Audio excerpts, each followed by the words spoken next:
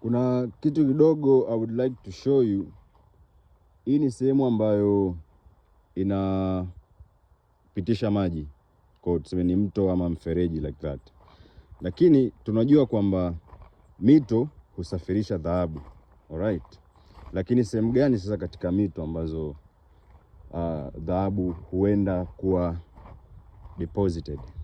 Ni kwenye kingo, kwenye black sand, ama nyuma mawe makubwa like that, so we know.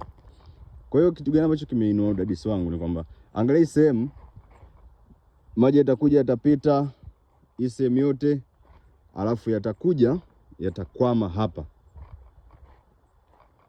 yatagonga hapa kuanzia hii yote ambayo imejikusanya hapa. Mimi sisemi kwamba kuna dhahabu, lakini hii ni ishara nzuri sana, kwa sababu hapa inaonesha kwamba vitu vingi vilikuja vikakwama. Kwa yatakwama, yatapiga like that, yataendelea na maisha yake huko mbele. Dhahabu like that on the ones and two. Chini ya hii black sand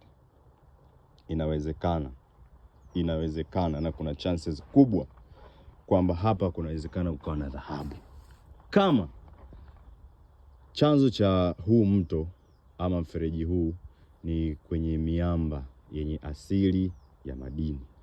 Maana yake mmomonyoko, yale maji kwa yanapiga kama ambavyo hivyo hivi imepigwa na maji muda mrefu, inamomonyoka, inajiachia. Basi inawezekana dhahabu ilikuwa inajiachia ama madini yote yalikuwa yanajiachia na kuja kuwa deposited sehemu kama hii. So like that.